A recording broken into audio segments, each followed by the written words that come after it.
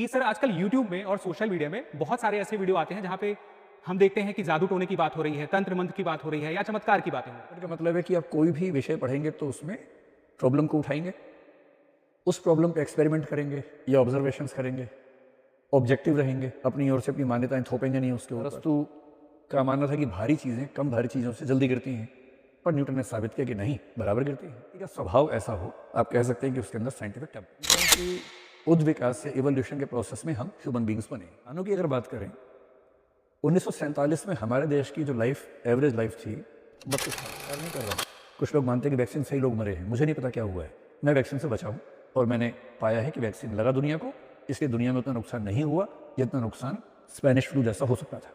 कि सर आजकल यूट्यूब में और सोशल मीडिया में बहुत सारे ऐसे वीडियो आते हैं जहाँ पे हम देखते हैं कि जादू टोने की बात हो रही है, तंत्र मंत्र की बात हो रही है या चमत्कार की बातें हो रही हैं। दूसरी तरफ ऐसे वीडियो भी आते हैं जिसमें कहा जाता है कि ये सब फालतू की बातें हैं, इस पे विश्वास मत करिए, आप लोग साइंटिफिक टेम्परामेंट अपनाइए। तो आखिर ये साइंटिफिक टेम्परामेंट है क्या जो विज्ञान को मानने वाले सबसे मनवाना चाहते हैं? साइंटिफिक टेम्पर जो शब्द है वो भारत में नेहरू जी ने लोकप्रिय बनाया। टेम्पर का मतलब होता है स्वभाव, टेम्परामेंट मतलब नेचर, स्वभाव। जब साइंस आपका स्वभाव बन जाए तो उसको बोलते हैं साइंटिफिक टेम्पर। इसका मतलब क्या हुआ कि हम लोग जनरली मानते हैं कि साइंस एक विषय है। जिसने बीएससी किया उसने साइंस पढ़ा, पीसीएम पीसीबी किया उसने साइंस पढ़ा, जिसने सोशियोलॉजी पढ़ा या जिसने मान लीजिए कोई और विषय आर्ट्स का पढ़ा, हम मानते हैं कि उसने साइंस नहीं पढ़ा। पर धीरे धीरे ये सहमति बनी पश्चिम में कि साइंस दरअसल एक विषय नहीं है, साइंस एक मेथड है, एक अप्रोच है। अगर आप उस मेथड से कोई भी विषय पढ़ेंगे तो वो साइंस हो जाएगा। जैसे पॉलिटिकल साइंस हो जाएगा, होम साइंस हो जाएगा, सोशल साइंस हो जाएगा, है ना। मेथड साइंटिफिक होना चाहिए। साइंटिफिक मेथड का मतलब है कि आप कोई भी विषय पढ़ेंगे तो उसमें प्रॉब्लम को उठाएंगे, उस प्रॉब्लम पे एक्सपेरिमेंट करेंगे या ऑब्जर्वेशंस करेंगे, ऑब्जेक्टिव रहेंगे, अपनी ओर से अपनी मान्यताएं थोपेंगे नहीं उसके ऊपर। रिसर्च करते हुए जो निष्कर्ष ईमानदारी से निकलेगा उसको मान लेंगे, जो नहीं निकलेगा उसे खारिज करेंगे। जो निष्कर्ष निकलेगा भी तो ये जिद नहीं करेंगे कि हमेशा के लिए फाइनल है, ये मान के चलेंगे कि बाद में गलत हो सकता है। जैसे आइंस्टीन गलत हो सकते हैं।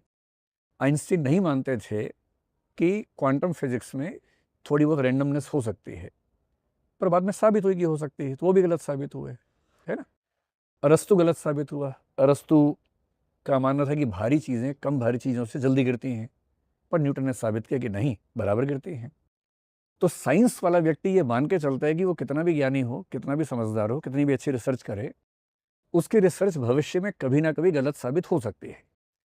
तो यदि आप ये टेम्परामेंट बना लें जीवन का कि जीवन में कोई भी बात होगी मैं ऐसे ही नहीं मान लूँगा, मैं सवाल पूछूंगा।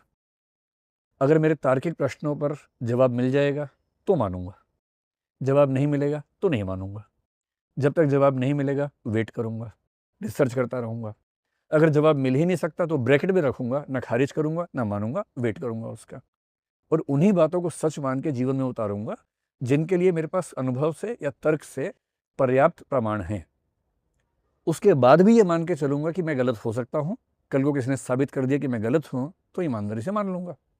तो जिस व्यक्ति का स्वभाव ऐसा हो, आप कह सकते हैं कि उसके अंदर साइंटिफिक टेम्पर है। और मेरे ख्याल से समझदारी की बात है, कोई भी व्यक्ति अगर समझदार है तो साइंटिफिक टेम्पर के आसपास ही होगा।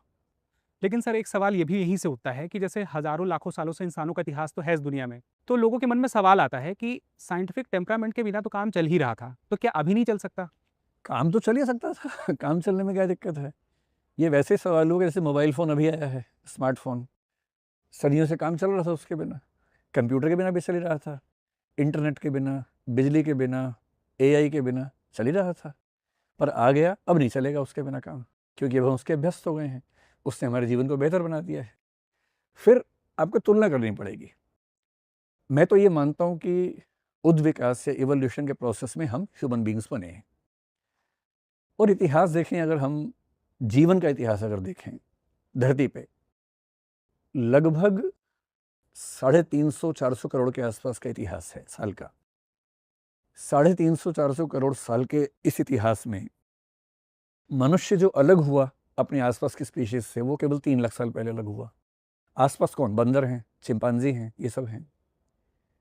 आप अगर ध्यान से देखेंगे तो बंदरों की औसत आयु ये जिसको आप लाइफ एक्सपेक्टेंसी कहते हैं, जीवन प्रत्याशा कहते हैं, वो तब भी 30 साल थी, आज भी 30 साल है, बल्कि 20 के आसपास है। 30 तब होती है जब उनको आप डोमेस्टिकेट करते हैं, चिड़ियाघर में रखते हैं या घर में रखते हैं। चिंपांजी की 35 साल के आसपास है जंगल में, अगर आप डोमेस्टिकेट करेंगे तो 45 साल के आसपास है। बंदरों की, चिंपैंजियों की, कुत्तों की, बिल्लियों की जो जीवन प्रत्याशा है वो कभी बदली नहीं है। इंसानों की अगर बात करें, 1947 में हमारे देश की जो लाइफ, एवरेज लाइफ थी 32 साल थी, आज वो 71 है। इसकी मूल वजह क्या है? साइंस। तो अगर आप 32 साल के हो गए हैं तो उसके बाद की पूरी ज़िंदगी साइंस के लिए समर्पित कर दीजिए, क्योंकि उसने बचाया आपको। एवरेज मतलब कुछ लोग पहले भी 70-80 के होते ही थे, ऐसा नहीं कि नहीं होते थे, पर एवरेज लाइफ 32 साल थी, क्योंकि बहुत सारे लोग बचपन में मरते थे। आज से 5-6 पीढ़ी पहले किसी घर में 10 बच्चे होते थे तो एक बचता था उनमें से। आज के ज़माने में अगर आपके घर में, किसी घर में 4 बच्चे पैदा होते हैं, चारों बचते हैं, चारों जीते हैं, और इस सबसे लाइफ की हमारी एक्सपेक्टेंसी बढ़ती जा रही है। तो यदि हम अपने देश में 32 से 71 पर आए हैं केवल 75 साल में लगभग, ये न धर्म की वजह से आए हैं, न अंधविश्वासों से आए हैं, न जादू से आए हैं, ये विज्ञान से आए हैं।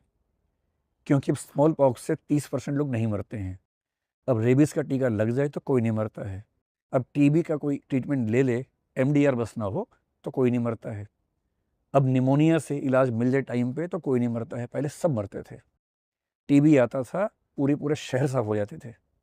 ये सारा जो हो रहा है, क्यों हो रहा है? क्योंकि साइंटिफिक टेम्परामेंट के लोगों ने रिसर्च की।